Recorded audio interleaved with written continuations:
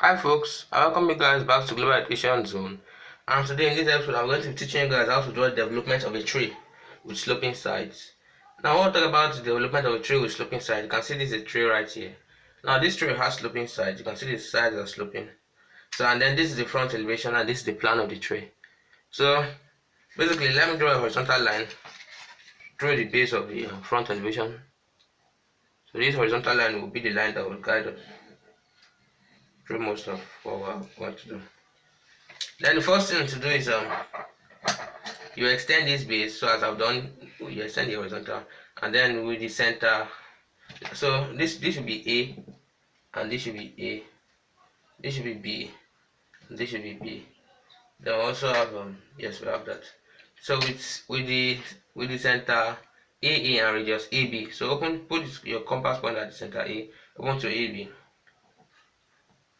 Then you cut an arc.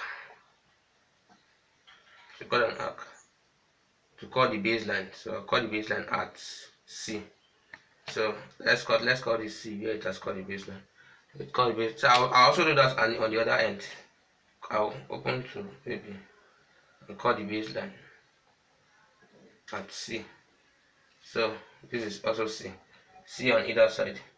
Now the next step is I will draw perpendiculars to the extended base from C. So all you need to do is you draw perpendicular lines from C. So that is quite simple. Just all you need to do is use your set squares in conjunction with the t-square or ruler if you don't have a t-square. So I'll draw perpendiculars from C on either side. So C on the left side now. And the next step is you produce the sides to cut the perpendiculars at D. So basically I'll produce the sides. So this is the side, this is actually the plan of the sloping tray. So I'll produce them to cut C. So I'll produce them now. Like I said, it cuts C at this point. So this is where it cuts that line. So let's call this D. Then on the other side, when it's produced, it's cut it at D. Let's call them D on either side. Then the next step, you join D to the inside corner of the tray. Now basically, I want you to notice some things. There's an inside corner and an outside corner. So basically, this sloping tray, it has an inside corner. So all you need to do is to get the inside corner, just open to the distance from this outward to the base projection. Then we will draw a parallel line to it. So that will be the inward part of the tray. So I also do that upwards. So we need an inward part. This inward part, you can also call it the base. It is the base of the tray. So and it is the one hidden from view, but it is what we need to get the correct answer for this projection. So I want to draw it. So then I'll take in the edge. So this is the inward part of the tray. It's also the base. Let's call it the base. I should have used hidden lines because you can't see the base right now from the plan. But it's good we just let it be like this. So I'll join D to the inside corners. So basically you can also see that it also cuts this one at D too. So D is also at the bottom. So let's call this D. This is D. This is also D. So I hope you can see it from this is also D and this is also D. So I'll join all the D's to the inward corners. So D to the inward corner. Here we go. I'll use construction lines. This is the inward corner. So D to the inward corner again. D to the inward corner. D to the inward corner. Now I haven't done that. With the inside corner of the tray as center and radius of the inside corner to D, draw an arc to cut the end of the tray produced at E. So I'll just put my compass at this, open to the radius of from here to here, from this to D.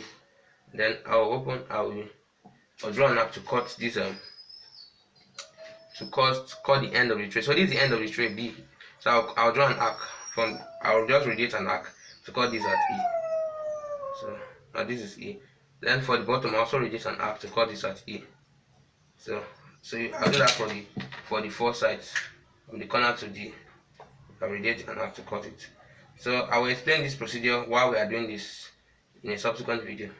That's in the next episode. Now this our E, this our sub, this our E's, this our E's. So this is E, this is E, this is E, and this is E. Now the implication of this is that when you join E to the inside corner, that would be the true shape of each of the sides of this tray.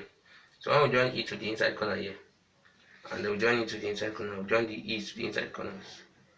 So when we do that, so there's an explanation for this, which I will be given in the next episode. Join E to the inside corner again. So you can see that. So then I will now join the E's to each other. So E to the at the top, E to it at the bottom.